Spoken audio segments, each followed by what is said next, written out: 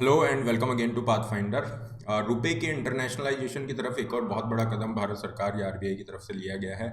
RBI ने यहाँ पे 18 और देशों को अलाउ कर दिया है कि आप रुपए के अंदर ट्रेड कर सकते हैं और बहुत बड़े बड़े नेशन यहाँ पे इंटरेस्ट दिखा रहे हैं।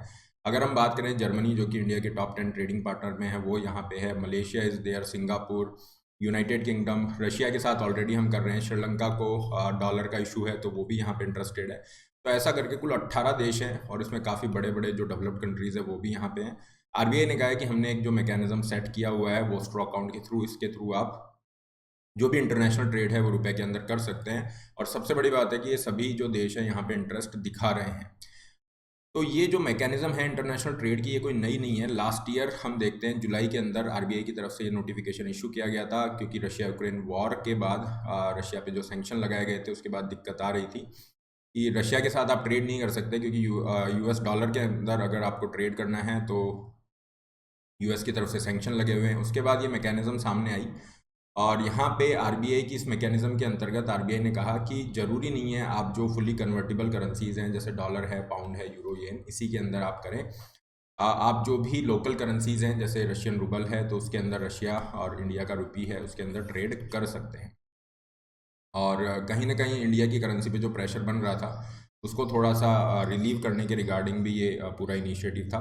तो इनिशिएटिव नया नहीं है, लेकिन ये जो न्यूज़ है इसमें नया क्या है कि बड़े बड़े जो डेवलप्ड देश हैं वो भी यहाँ पे रुपए के अंदर जो ट्रेड है उसके अंदर इंटरेस्ट दिखा रहे हैं। तो कहीं ना कहीं रुपी ट्रेड का जो पोटेंशियल है वो हमें यहाँ पे दिखता हुआ प्रतीत हो रहा है। क्या ये जो पूरा इनिशिएटिव है यहाँ पे हम रुपए के इंटरनेशनलाइजेशन की तरफ बढ़ रहे हैं, या फिर जो डॉलर है उसका यूज़ बिल्कुल ख़त्म हो जाएगा, क्या डी डॉलराइजेशन की तरफ बढ़ चुका है, ये सारी चीज़ें हम यहाँ पे डिस्कस करेंगे।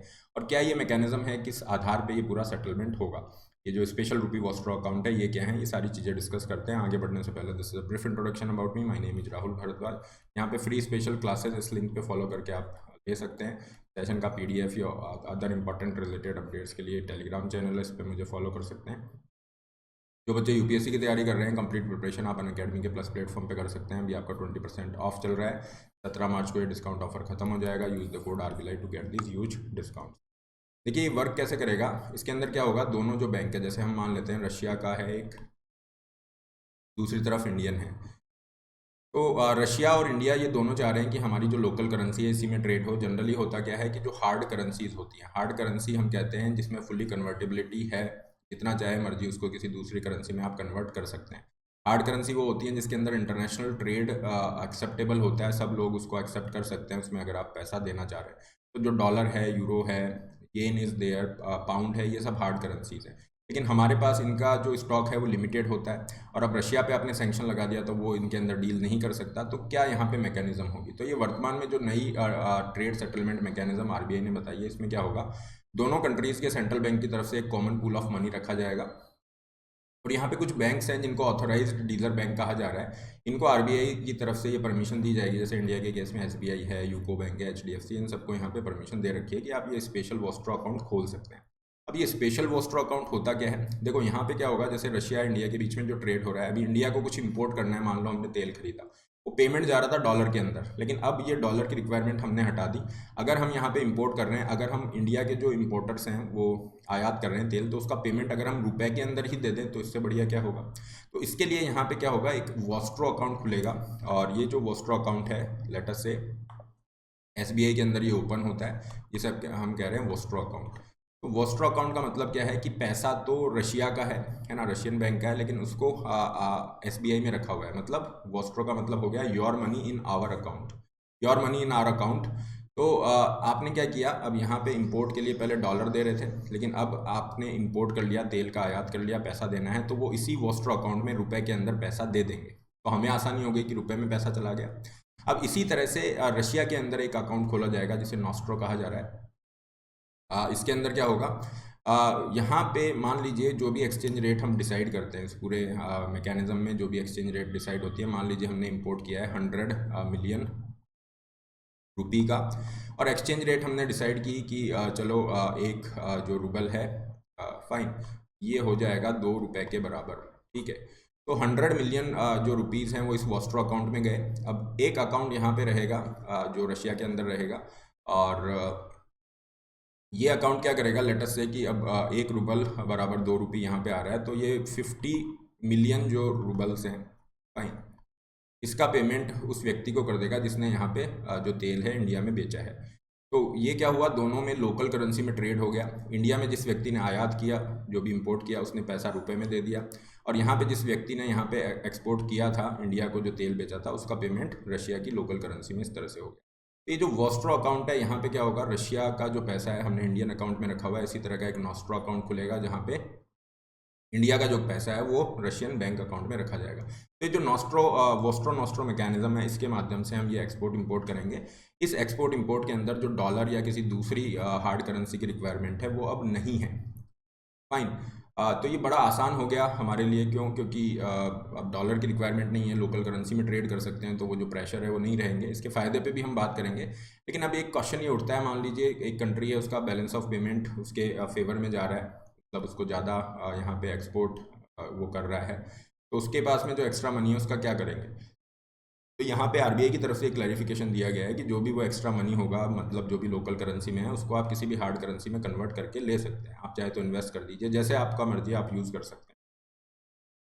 अब यहाँ पे एक्सचेंज रेट की अभी हमने बात की, तो बहुत सारे ऐसे देश होंगे, जैसे श्रीलंका के साथ हम करना चाह रहे हैं, है ना, लेकिन वहाँ पे कोई जो डायरेक्ट जो एक्सचेंज रेट है मार्केट के अंदर वो नहीं मिलती है। जैसे श्रीलंका का जो रुपी है और इंडियन जो रुपी है, उसके अंदर क्या एक्सचेंज रेट है, क्योंकि डायरेक्ट एक्सचेंज रेट हमें मिल रही है, जैसे इंडियन रुपी की हमें डॉलर के फॉर्म में मिल रही है, जैसे $1 है मान लीजिए, तो ये लगभग 80 रुपये या इससे ऊपर चल रहा है, तो ये तो हमें मिल रहा है, लेकिन ये श्रीलंकन रुपी इंडियन रुपी में नहीं मिल रहा। तो इस तरीके से अभी एक्सचेंज रेट के अंदर थोड़ी सी ट्रबल ये फेस कर रहे हैं प्रैक्टिकल लेवल पे, लेकिन इस पे वर्क चालू है, और अगर इसको सॉर्ट आउट अच्छे से कर लिया जाता है, हालांकि अभी भी ये चल रहा है, जो क्रॉस कंट्री रेट है उसके माध्यम से एक्सचेंज रेट को डिसाइड किया जा रहा है, लेकिन जैसे जैसे पॉपुलराइज होगा एक्सचेंज रेट पे और कन्विंसिंग चीज़ें सामने आएंगी, तो ये इंटरनेशनल जो ट्रेड है रुपए के अंदर और ज़्यादा इसको बढ़ावा मिलेगा। जैसा अभी हम देख रहे हैं 18 कंट्रीज ने ज्वाइन किया है।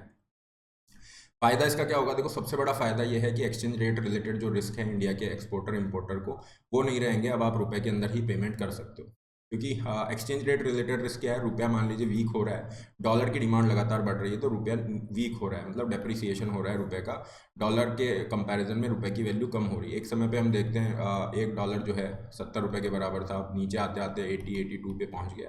तो ये जो रिस्क हैं ये अब नहीं रहेंगे, क्योंकि आप लोकल करेंसी में यहाँ पे डील कर रहे हैं। फिर इंडिया का जो फॉरेक्स रिजर्व है, हालांकि अभी हेल्दी है, अगर 3 मार्च की ही बात करें तो $561 बिलियन है, जो काफ़ी अच्छा हेल्दी रिजर्व है, लेकिन यहाँ पे हमारा जो प्रेशर है वो नहीं रहेगा। अब ये जो प्रेशर है फॉरेक्स पे ये कम हो जाएगा, क्यों, क्योंकि हम लोकल करेंसी में ही ट्रेड कर रहे हैं, तो इंडिया के फॉरेक्स रिजर्व पे कम प्रेशर होगा, ये भी एक फ़ायदा है।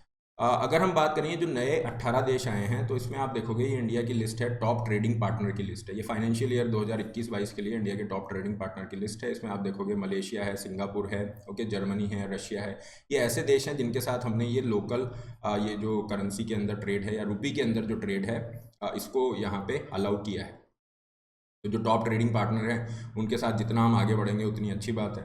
और यहाँ पे भारत सरकार पूरा प्रयास कर रही है कि यूएई, सऊदी अरब, इनको भी अगर हम इंक्लूड कर लेते हैं, this would be a great thing. और ये डॉलर के लिए एक बहुत ही कंसर्न वाला इशू होगा, क्योंकि अगर पेट्रोलियम ऑयल प्रोडक्ट्स के अंदर आप लोकल करेंसी में जा रहे हैं, डॉलर का यूज़ कम हो रहा है, तो फिर डॉलर के ऊपर थोड़ा सा ये डी डॉलराइजेशन वाला खतरा जो है वाकई में बढ़ता हुआ दिखेगा।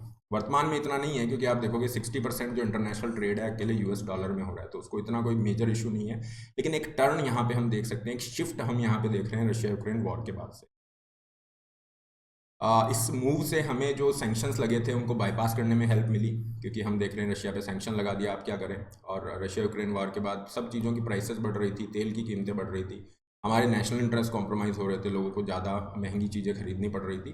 तो इंडिया ने इस पर्टिकुलर मैकेनिज्म के थ्रू ये क्या किया, ये जो सैंक्शन है इनको बाईपास किया, और आज आप देखोगे रशिया इंडिया का 4th लार्जेस्ट ट्रेडिंग पार्टनर यहाँ पे बन गया है। 5 गुना ये ट्रेड इंप्रूव हुआ है।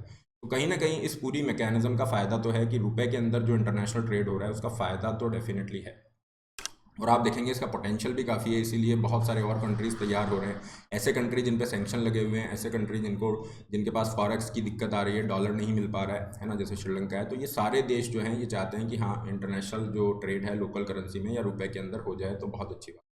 दूसरा क्वेश्चन है डी डॉलराइजेशन, क्या डी डॉलराइजेशन हो रहा है? तो ये कहना अभी जल्दबाजी होगी, क्योंकि डॉलर अभी भी हर जगह पे बहुत स्ट्रांग है, 60% ट्रेड अकेले डॉलर में ही हो रहा है। लेकिन हाँ, एक चीज़ है कि यहाँ पे जो मल्टी पॉलर वर्ल्ड है उस तरफ हम बढ़ रहे हैं। अब चाहे सप्लाई चेन हो या फिर एक करेंसी के डोमिनेंस की बात हो, ये चीज़ें धीरे धीरे दूर जा रही हैं। ओके, मल्टी पॉलरिटी यहाँ पे क्रिएट होती हुई दिख रही है। So this is a kind of good sign.